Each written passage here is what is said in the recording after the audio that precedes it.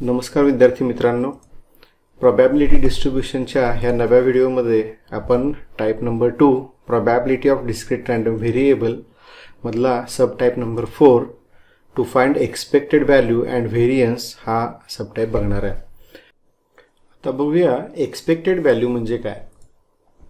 Late x B A DRV taking values x1, x2, x3 and so on up to xn with probabilities pi respectively. Expected value, it is denoted by E of x and defined as E of x equal to summation I going from 1 to n xi pi. ही त्याची definition आहे आणि हे त्या डेफिनेशनचं explanation आहे.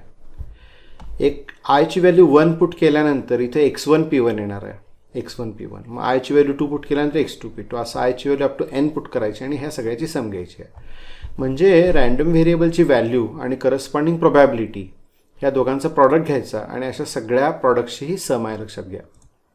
Note, expected value is also called as mean of x and it is denoted by mu or x बार.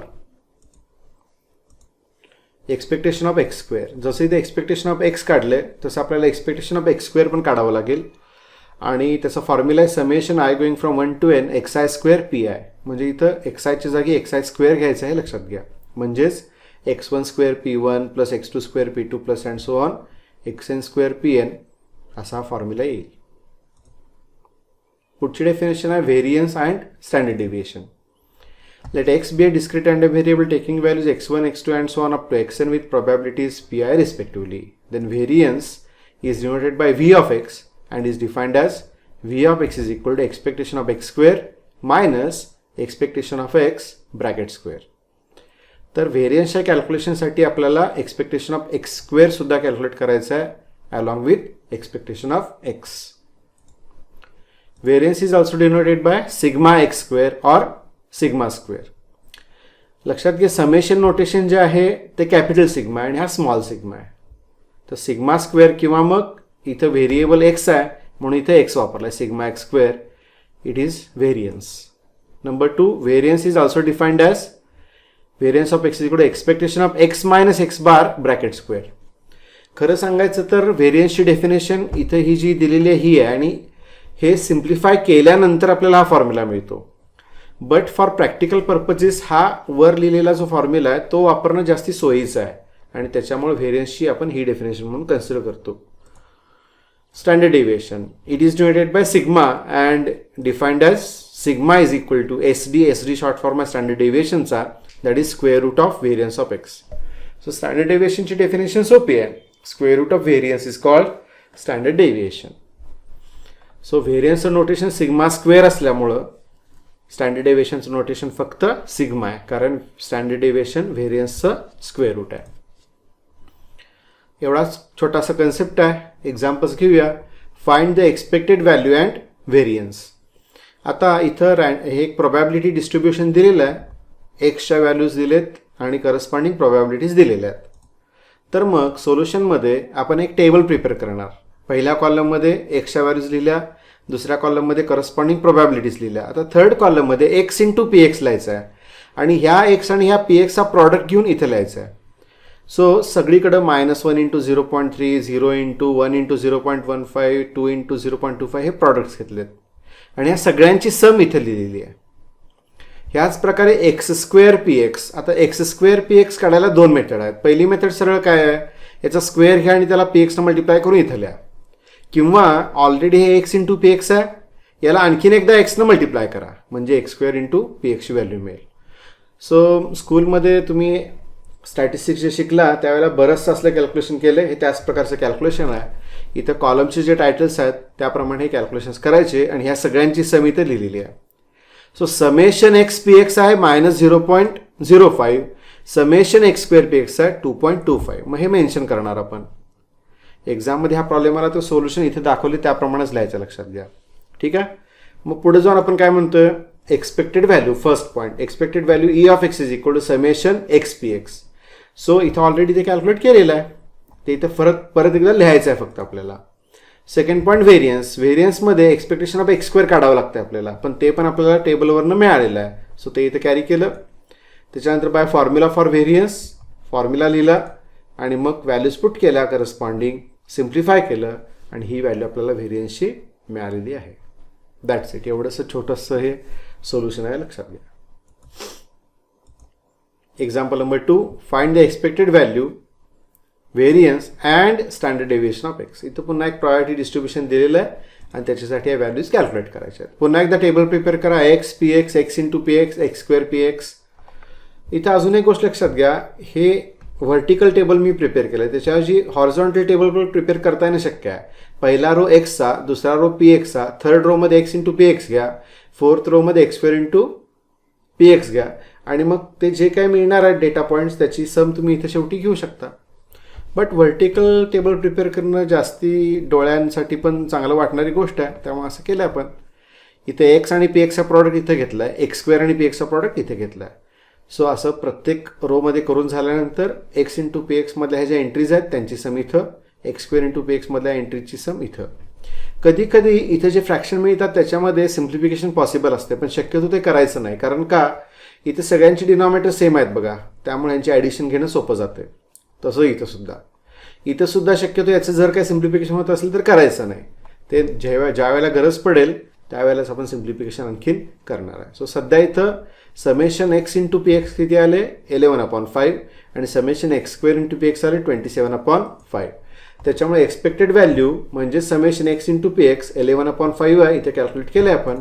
आणि second पॉईंटमध्ये variance calculate करत असताना तुम्हाला आधी एक्सपेक्टेशन ऑफ एक्स स्क्वेअर काढावं लागणार आहे, which is summation x square p x. ती सुद्धा व्हॅल्यू इथे आपल्याकडे 27/5. मग फॉर्म्युलाला व्हेरियन्स ऑफ एक्सचा, that is expectation of x square minus expectation of x bracket square. Values put करा. एक्सपेक्टेशन ऑफ एक्स स्क्वेअर आहे 27/5. त्याच्यानंतर एक्सपेक्टेशन ऑफ एक्स आहे 11/5. मग ही व्हॅल्यू कॅरी केले, याचा स्क्वेअर घेतला 121/25 येते. डिनॉमिनेटर सेम करायच्यासाठी, कारण एलसीएम घेतला इथं आपण, सो इथे 25 करायच्यासाठी न्यूमरेटर डिनॉमिनेटरला 5 ने मल्टिप्लाय करा. सो तुम्हाला हा फ्रॅक्शन मिळेल इथं नवा. डिनॉमिनेटर सेम आहे, न्यूमरेटरचं सबट्रॅक्शन डिरेक्टली होऊन 14/25 असा इथं आपल्याला व्हेरियन्स मिळाला. पण ह्या क्वेश्चनमध्ये स्टँडर्ड डेव्हिएशन पण काढायला सांगितलं आहे. सो जरी समजा व्हेरियन्स काढायला सांगितला नसला आणि स्टँडर्ड डेव्हिएशन काढायला सांगितला असला तरी ह्याच क्रमाने तुम्हाला करावं लागेल. पहिला व्हेरियन्स काढून मगच एस डी काढता येईल. सो स्टँडर्ड डेव्हिएशनचा फॉर्म्युला काय, square root of variance of x. So square root of 14/25 येणार आहे. 14चं स्क्वेअर रूट आपण हे असंच लिहिणार ॲज अन इरॅशनल नंबर. 25चं स्क्वेअर रूट 5 आहे. लॉग टेबलमध्ये वगैरे बघून तुम्ही हे सिम्प्लिफाय करावं असं ह्याच्यामध्ये अपेक्षित नाही आहे. स्क्वेअर रूट जर स्टँडर्ड इथं तर 25चं स्क्वेअर रूट 5 आपण लगेच लिहू शकतोय, कारण हा होल स्क्वेअर आहे. सो होल स्क्वेअर नसेल तर हे आहे असं as an irrational number carry करायचं आहे, लक्षात घ्या. हे आणखीन सिम्प्लिफाय करायचं नाही आहे. सो इथे दुसरं सोल्युशन पण संपलेलं आहे. एक्झाममध्ये कधी कधी 4 मार्कासाठी हे क्वेश्चन्स येतात, ज्याच्यामध्ये 1 मार्क टेबलला मिळेल आणि 1 मार्क तुम्हाला ह्या प्रत्येक पॉईंटसाठी मिळेल. Next example is a PMF of x is equal to number of major defects in a randomly selected appliance of a certain brand. Find the expected value and standard deviation of x. आता हा थोडासा real life सिच्युएशनचा problem वाटतो. Precisely याच्यात काय सांगितलेलं नाही फारसं, पण कुठल्या तरी ॲप्लायन्समधले डिफेक्ट्स ह्याच्यामध्ये मेजर डिफेक्ट्स किती आहेत त्याची संख्या मोजून एक्समध्ये लिहिलेली आहे, लक्षात घ्या. आणि मग ऑन अँड ॲव्हरेज कुठल्याही त्या कंपनीच्या प्रॉडक्टमध्ये किती डिफेक्ट्स असू शकतात ती ही एक्सपेक्टेड व्हॅल्यू रिप्रेझेंट करणार आहे. ठीक आहे. इथं आपल्याला हे त्याचं प्रायोरिटी डिस्ट्रीब्युशन दिलेलं आहे बघा. पुन्हा एकदा एक्स पी एक्स, मग एक्स इंटू पी एक्स आणि x square into p x calculate केलं. या कॉलममध्ये एक्स आहे, पी एक्स आहे, मग 0 इंटू 0च येणार आहे, 1 इंटू 0.15, 1 स्क्वेअर इंटू 0.15 असं हे सगळं कॅल्क्युलेशन केलेलं आहे. आणि मग ह्या कॉलमची सम 2.06 आणि ह्या कॉलमची सम 5.18 आपल्याला मिळते. मग हे मेन्शन करायचं, summation x p x is 2.06 and summation x square p x is 5.18. Then comes expected value. Expected value ही डिरेक्टली टेबलवरूनच मिळाली आपल्याला. किती आहे ती, समेशन एक्स पी एक्स म्हणजे 2.06. Then comes variance which is expectation of for variance आपण पहिला कॅल्क्युलेट करणार आहे expectation of x square which is summation x square p x which is 5.18. हे पण टेबलवरून मिळालेलं आहे. फॉर्म्युला ह्या व्हेरियन्सचा आणि या फॉर्म्युल्यामध्ये व्हॅल्यूज पुट करून हे सगळं सिम्प्लिफाय करा. आता इथे तुमच्या लक्षात येईल 2.06चा स्क्वेअर करायला थोडासा वेळ लागणार आहे. लक्षात आलं. लॉग टेबल मॅथमॅटिक्सच्या एक्झामच्या वेळेला मिळत नाही हे लक्षात घ्या. हे कॅल्क्युलेशन तुम्हाला अल्जेब्रायकली नेहमीच्या स्क्वेअरच्या मेथडनी करावं लागेल आणि मग डिफरन्स घेऊन हे 0.9364 असा व्हेरियन्स आपल्याला याच्यामध्ये मिळाला आहे. ठीक आहे. आता स्टँडर्ड डेविएशन असेल तर हे याचं स्क्वेअर रूट आहे. सो हे स्क्वेअर रूट ऑफ 0.9364 असं आपण लिहिलं आहे. मगाशी मी सांगितलं की हा होल स्क्वेअर नंबर नाही आहे, त्यामुळे याचं फर्दर सिम्प्लिफिकेशन पॉसिबल नाही. सो हेच आपल्याला हवं असलेलं ह्या प्रॉब्लेमचं सोल्युशन आहे. Example number 4. इथं थोडंसं वेगळे पण एवढंच आहे की प्रोबॅबिलिटी डिस्ट्रीब्युशन म्हणजे टेबलच्या फॉर्ममध्ये द्यायच्याऐवजी इथं प्रोबॅबिलिटी तुम्हाला फॉर्म्युल्याच्या फॉर्मेत दिली आहे आणि त्याला आपण प्रायोरिटी मास फंक्शन म्हणतो. ठीक आहे. इथं एक्सच्या व्हॅल्यूज -1 0 1 2 असतील तर ही डेफिनेशन वापरायची आहे आणि प्रोबॅबिलिटी 0 घ्यायची आहे. अदरवाईज म्हणजे एक्सची व्हॅल्यू हे नंबर सोडून जर दुसरे कुठले नंबर असेल तर प्रायोरिटी 0 आहे असा याचा अर्थ असतो. Find expected value, variance and standard deviation. So ठीक आहे. इथं फक्त काय आहे बघा की सोल्युशनमध्ये by definition of PMF of x we calculate the probabilities and prepare the table as below असं तुम्ही डिक्लेअर करा आणि एकाच टेबलमध्ये तुम्ही P ऑफ एक्स पण लिहा आणि मग सोबत ही बाकीची पण कॅल्क्युलेशन्स करा. म्हणजे एक्सची व्हॅल्यू -1 0 1 2 हे इथून घेतलेत नंबर -1 0 1 2. आता करस्पॉन्डिंग P ऑफ एक्स या फॉर्म्युल्याचा वापर करून लिहिणार आहे. म्हणजे एक्सची व्हॅल्यू -1 पुट केली तर 3 -1 म्हणजे 4 येणार आणि 4/10 म्हणजे 0.4 येईल. मग एक्सची व्हॅल्यू 0 पुट केली, 3 - 0 विल बी 3/10 दॅट इज 0.3. एक्सची व्हॅल्यू 1 पुट केल्यानंतर 3 - 1 2/10 सो इट इज 0.2. लाईकवाईज एक्सची व्हॅल्यू 2 पुट केल्यानंतर 3 - 2 1/10 दॅट इज 0.1 हे आपल्याला मिळालं. आता हे P ऑफ एक्स प्रिपेअर केलं आणि त्याच्यासोबत मग हे पण कॅल्क्युलेट करायचे नेहमीप्रमाणे म्हणजे -1 × 0.4 -0.4 आणि -1चा स्क्वेअर +1 × 0.4 दॅट इज 0.4. 0नी कुठल्याही नंबरला मल्टिप्लाय केल्यानंतर 0च येणार आहे. 1नी मल्टिप्लाय केलं 0.2ला 0.2, 1च्या स्क्वेअरनी मल्टिप्लाय केलं 0.2, 2नी 0.1ला मल्टिप्लाय केलं 0.2, 2च्या स्क्वेअरनी 0.1ला मल्टिप्लाय केलं 0.4 मिळालेलं आहे. आता ह्या सगळ्यांची सम घेतली 0 मिळते, ह्या सगळ्यांची सम घेतली ती 1 मिळते. मग ह्या टेबलमधल्या व्हॅल्यूज नेहमीप्रमाणे डिक्लेअर केल्या, समेशन्स त्यांचे, आणि मग by definition expectation of x is summation x × px म्हणजेच 0 मिळालं. व्हेरियन्सचा फॉर्म्युला लिहिला, व्हेरियन्ससाठी एक्सपेक्टेशन ऑफ x² पहिला डिक्लेअर केलं काय आहे ते आणि मग व्हेरियन्सचा फॉर्म्युला लिहून व्हॅल्यूज पुट करून आपल्याला मिळालं व्हेरियन्स 1. मग स्टँडर्ड डेविएशनची डेफिनेशन काय? स्टँडर्ड डेविएशन आहे square root of variance and that is equal to 1 here. So मित्रांनो, किती सोपा प्रॉब्लेम आहे बघा आणि एकाच प्रकारचं कॅल्क्युलेशन आपण सगळीकडे केलेलं आहे. सगळ्याचे फॉर्म्युले आहेत आणि एक टेबल छोटंसं प्रिपेअर केलं तर हे बरंचसं कॅल्क्युलेशन सोपं होऊन जाते. पुढचा प्रॉब्लेम आहे, हा थोडासा वेगळ्या प्रकारचा प्रश्न आहे बघा. A player tosses 2 coins, he wins ₹10 if 2 heads appear, ₹5 if 1 head appears and ₹2 if no head appears. Find his expected winning amount and variance of expected winning amount. या क्वेश्चनचा अर्थ असा आहे की ह्या प्रकारे जर विनिंग अमाऊंट असतील ₹5, ₹10, ₹5 आणि ₹2 ह्या करस्पॉन्डिंग नंबर ऑफ हेडसाठी, तर मग रँडमली कधीही जर हा गेम खेळला तर किती रुपये मिळू शकतात ऑन अन ॲव्हरेज ते आपल्याला याच्यामध्ये काढायचं आहे. लक्षात आलं? म्हणजे एखादी लॉटरी असेल किंवा अशा प्रकारचे गेम्स असतील तर तो गेम खेळण्यापूर्वी प्लेयरला आपला त्यातला एक्सपेक्टेड गेन किती आहे हे ह्या टेक्निकचा यूज करून कळू शकते. व्हेरियन्समध्ये काय करणार आहे की एक्सपेक्टेड गेन जो आहे त्याच्यामध्ये किती बदल होऊ शकतो, किती प्लस मायनस होऊ शकते ते व्हेरियन्समध्ये कळते आपल्याला. So solution, let x is equal to amount one by the player. So इथं रँडम व्हेरिएबल जो आहे तो अमाऊंट घेतला आहे आपण. Then x takes values 2, 5 and 10. म्हणजे इथं अमाऊंट ₹2 आहे, ₹5 आहे आणि ₹10 आहे. सो ते इथं आलं for 0, 1 and 2 number of heads respectively. आणि ही अमाऊंट कशासाठी मिळणार आहे तर 0 number of heads, 1 number of heads आणि 2 नंबर ऑफ हेड्ससाठी. Now the probability distribution of x is. आता ह्या इन्फॉर्मेशननुसार आपल्याला एक्सचं प्रायोरिटी डिस्ट्रीब्युशन लिहायला पाहिजे. आपल्याला 2 कॉइन्स टॉस केल्यानंतरचं प्रायोरिटी डिस्ट्रीब्युशन माहिती आहे. 2 कॉइन्स टॉस केल्यानंतर नंबर ऑफ हेड्स 0, 1, 2 असतील तर करस्पॉन्डिंग प्रायोरिटी 1/4, 2/4 आणि 1/4 असते हे आपल्याला माहिती आहे. हे माहिती आहे असं मी म्हणतोय, याचा अर्थ आहे की तुम्हाला हे लक्षात असायला पाहिजे अशा प्रकारचे प्रॉब्लेम सोडवायचे असतील तर. आणि मग इथं नंबर ऑफ हेड्सच्या करस्पॉन्डिंग एक्स जो घेतलाय तो इथे लिहिला बघा मित्रांनो. म्हणजे हे आपल्याला कळावं म्हणून नंबर ऑफ हेड्स इथे लिहिलेत, पण ॲक्च्युअल प्रायोरिटी डिस्ट्रीब्युशन हे 2 कॉलम्समध्ये आहेत, एक्स आणि पी एक्समध्ये. आणि एकदा का हा एक्स आणि पी एक्स मिळालं तर बाकीची सगळी प्रोसिजर ही मागच्या प्रॉब्लेमसारखीच आहे की ह्या एक्स आणि पी एक्ससाठी x into p x calculate केलं, x square into p x calculate केलं, 2 into 1/4, 2 square into 1/4, 5 into 2/4, 5 square into 2/4, 10 into 1/4, 10 square into 1/4. इथं बघा हे 2/4 किंवा 4/4 हे मी आणखीन सिम्प्लिफाय केलेले नाही आहेत, कारण सगळीकडे डिनॉमिनेटर सेम राहिल्यामुळे ह्याची ॲडिशन खूप इझिली करता येते, याची पण ॲडिशन खूप इझिली होईल. So summation x into p x आले 22/4, summation x square into p x आले 154/4. आता ह्या ज्या व्हॅल्यूज आहेत त्या व्हॅल्यूज आपण इथं एक्सपेक्टेड व्हॅल्यू ऑफ एक्स आपल्याला मिळालं E of x that is 22/4 म्हणजे 5.5, आणि व्हेरियन्स आपल्याला मिळाला त्याच्यासाठी एक्सपेक्टेशन ऑफ एक्स स्क्वेअर इथला कॅरी केला तो 38.5 येतो, आणि व्हेरियन्सच्या फॉर्म्युल्यामध्ये व्हॅल्यूज पुट करून सिम्प्लिफाय केलं तर 8.25 आपल्याला व्हेरियन्स मिळतो. सो याचा फायनली अर्थ असा आहे की the expected amount the player can win is ₹5.5 with variance of ₹8.25. That's it. That is the answer. Example number 6. A fair coin is tossed 3 times. A person receives ₹x square if he gets x heads in all.